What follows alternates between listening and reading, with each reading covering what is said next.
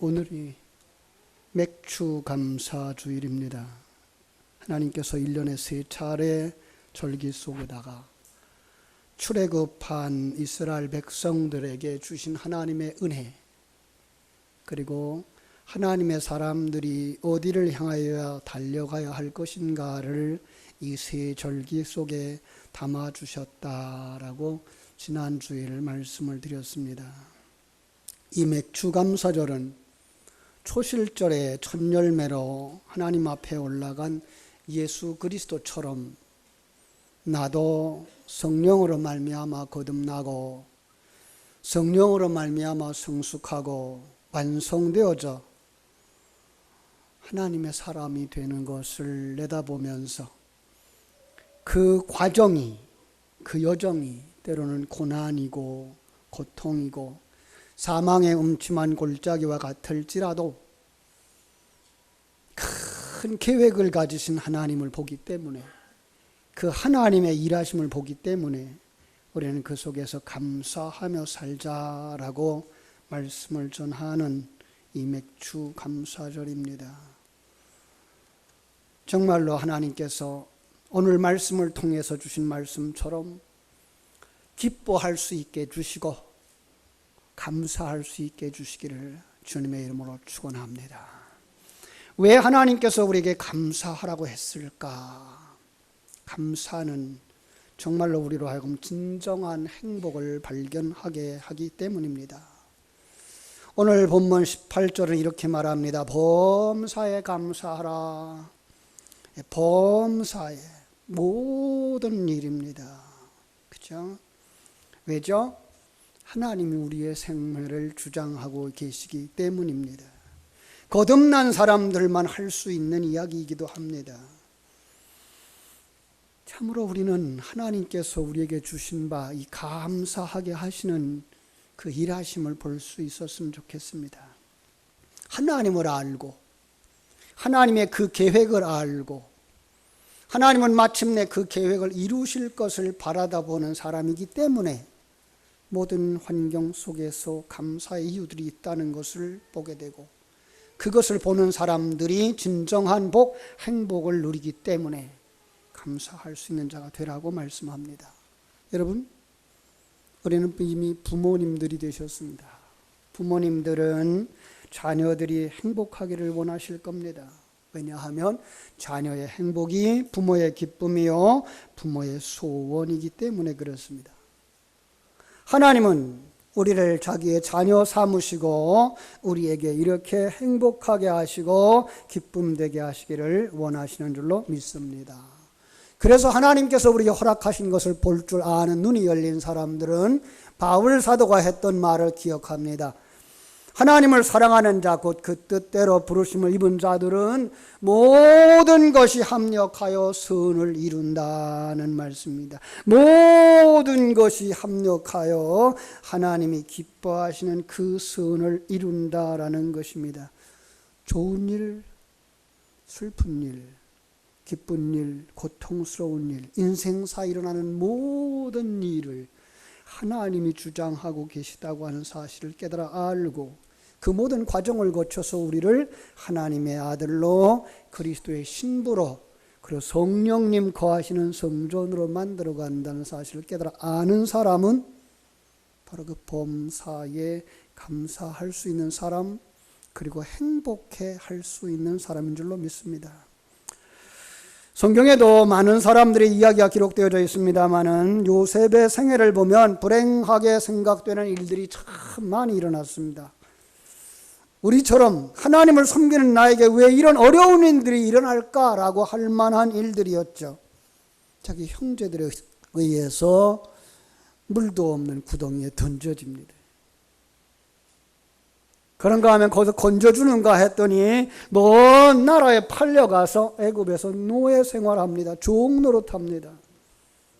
거기서도 정의롭게 살아보려고 몸부림칠 때에 오히려 억울한 일을 당하고 감옥에 갇힙니다. 참 기구한 운명이라고 신세한탄할 수밖에 없는 상황.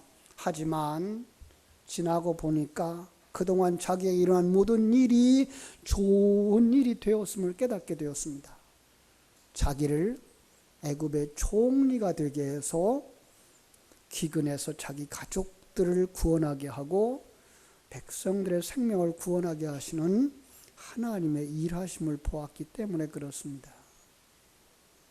이 사실을 깨달은 요셉은 총리가 된 후에 양식을 구하러 왔던 형제들이 자기가 요셉이라는 사실을 알고 그 앞에서 두려워 떨 때에 이렇게 말하죠. 두려워하지 마세요. 내가 하나님을 대신하겠습니까? 형들은 나를 해하려고 하였지만 하나님은 그것을 선으로 바꾸사 오늘과 같이 많은 백성의 생명을 구원하게 하시려 하셨으니 두려워하지 마세요. 합력하여 선을 이루시는 하나님, 전화위복의 하나님을 그는 보았던 것입니다. 반딧불을 보고 감사하면 별빛을 주고, 별빛을 보고 감사하면 달빛을 주고, 달빛을 보고 감사하면 햇빛을 주고, 햇빛을 보고 감사하면 천국의 빛을 주신다는 말이 있습니다. 그렇습니다. 반딧불은 어두워서 잘 볼 수 없지만 그럼에도 그 반딧불에 감사하면 더 밝은 빛으로, 더 밝은 빛으로, 더 밝은 빛으로 인도해 주시는 하나님인 줄로 믿습니다. 하나님은 우리를 모든 일 속에서 감사를 찾기를 원하시는 줄로 믿습니다. 그래야 행복하기 때문입니다. 우리는 김희아 집사의 이야기를 영상으로 보았습니다. 얼굴에 큰 반점 가지고 태어나서 부모에게 버림받았습니다. 사람들에게 외면당했습니다. 감사한 건 그가 그 대구의 기독교 보육원에서 자랐기에 하나님을 알게 되었고, 자기의 그 형편을 가지고 하나님 앞에 기도하다가 하나님을 만났고, 그리고 그는 삶 속에서 감사를 찾게 됩니다. 그의 삶에 행복하게 만들어준 것이 무엇이었습니까? 그의 삶은 고통스러웠지만 하나님께 기쁨의 눈물을 흘리게 해드리기 위하여 매일의 삶 속에서 그는 감사의 이유를 찾았던 것입니다. 그는 모든 곳에서 감사의 씨앗을 찾았고 그의 말 그대로 감사의 씨앗을 심었다고 말합니다. 어느덧 그 감사의 씨앗들이 그의 인생의 행복의 열매를 맺었던 것입니다. 좋은 남편을 주셨고 훌륭한 자녀들을 주셨습니다. 얼굴에 암이 생겼지만 이것까지 수술하여서 이제는 건강하게 되어졌습니다. 이제는 하나님이 주시는 참된 행복을 누리며 행복의 전도자로, 격려자로 서서 많은 사람에게 영향을 끼치는 사람이 되었습니다. 저와 여러분은 아마도 이 김희아 집사만큼 불행한 환경은 아니라고 생각됩니다. 그분이 감사할 수 있다면 우리는 더 많은 감사를 할 수 있는 사람이 되어져야 할 줄로 믿습니다. 인생이 감사해서 감사하는 것이 아니라 어렵고 힘든 삶 속에서도 작은 일에 감사를 찾아 감사하기 시작하자 그 감사는 더 많이 발견되어졌고 그는 정말로 감사하는 사람이 되어졌어요. 이 감사하기 시작하자 인생이 감사의 인생이 된 줄로 믿습니다. 행복의 인생이 된 줄로 믿습니다. 그리스도의 향기를 드러내는 인생이 된 줄로 믿습니다. 왜 감사하라 그럴까요? 감사는 우리 앞에 있는 문제를 푸는 열쇠이기 때문이라고 성경은 말합니다. 시편 50편 23절에 보면 감사로 제사를 드리는 자가 나를 영화롭게 하나니 그의 행위를 옳게 하는 자에게 내가 하나님의 구원을 보이리라. 여기서 감사의 구원이란 조금 넓은 의미에서 생각해 볼 필요가 있습니다. 예수 믿고 천국 가는 그것보다 더 중요한 것, 하나님의 백성들에게 주신 모든 문제가 하나님의 은혜 가운데에서 해결된다는 사실을 아는 것입니다. 감사하는 자에게 하나님의 구원, 즉 죽은 자를 살리며 홍해를 가르는 절대 권능의 구원을 보여주시겠다라고 말씀하는 것입니다. 시편 50편 14절 15절에 보면 감사로 하나님께 제사를 드리며 지존하신 이에게 네 서원을 갚으며 환난 날에 내게 부르짖으라. 그리하면 내가 너를 건지리니 내가 나를 영화롭게 하리로다 했습니다. 우리의 삶 속에서 감사로 살아가면 바로 이와 같은 열매를 주시겠다라는 겁니다. 감사의 삶을 살아갈 수 있도록 눈을 열어주시고 환난 속에서 하나님의 은혜를 보게 하시고 하나님을 영화롭게 하는 하나님의 자녀로 서게 된다고 하는 말씀입니다. 요나서에 보면은 요나의 감사가 있습니다. 그는 하나님의 부르심을 받고 하나님의 보냄을 받았던데 그는 하나님이 원하는 곳으로 가지 아니하고 피하여 갑니다. 피하여 바다를 가다가 그만 바다에 던져짐을 당합니다. 하나님이 물고기를 보내서 그를 삼켜버립니다. 물고기 뱃속에서 이제 죽을 수밖에 없는 그 상황에서, 그런데 3일째 되는 날 이 물고기가 그를 무태다가 토해냅니다. 성경은 이렇게 묘사하고 있습니다. 여호와께서 그 물고기에게 말씀하심에 요나를 육지에 토하니라. 어떻게 그럴 수가 있었을까요? 그 이유를 바로 앞절이 설명을 하는데 나는 감사하는 목소리로 주께 제사를 드리며 나의 소원을 주께 갚겠나이다. 구원은 여호와께로 말미암나이다 라는 겁니다. 요나는 물고기 뱃속에서 감사하는 목소리로 주께 감사의 제사를 드렸다라고 말씀했습니다. 물고기 뱃속과 같은 그 죽음과 같은 그 고난, 그 환난 속에서 감사를 드릴 때 하나님은 그를 물고기를 동원해서 무트로 토해내게 했습니다. 감사는 우리의 문제를 푸는 열쇠인 줄로 믿습니다. 문제를 만났을 때 문제를 보면 문제에 빠져들어갑니다. 그러나 문제 너머에서 그 문제를 통하여 나를 만들고 계신 하나님을 볼 때 우리는 그 문제를 딛고 일어서게 되는 줄로 믿습니다. 어떻게 감사할까요? 범사라고 말하고 있습니다. 이 범사라고 하는 단어를 보면 모든 것이라는 의미가 있고요. 그 어떤 것이든지 다라는 의미가 있습니다. 모든 일 가운데서 무슨 일을 만나든지 어떤 상황에 처하든지 여러분의 눈이 열려서 그 속에서 감사가 찾아지게 되기를 주님의 이름으로 축원합니다. 프랑스의 세계적인 여성 잡지 엘르라고 하는 편집장이 있었습니다. 아주 외모가 준수하고 화술이 좋아서 프랑스 사교계를 풍미했던 장 도미니크 보미입니다. 그런데 그가 교통사고가 났습니다. 교통사고로 인해서 뇌졸중으로 쓰러졌어요. 겨우 3주 만에 의식을 찾았는데 의식은 회복됐지만 전신이 다 마비된 상태입니다.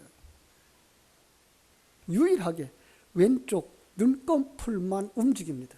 물론 장기는 움직였겠지만 밖으로 표현되어질 수 있는 부분이 얼마 후 그는 그 깜빡이는 눈동자를 가지고서 글을 씁니다. 그 깜빡이는 게 신호가 될 수 있습니다.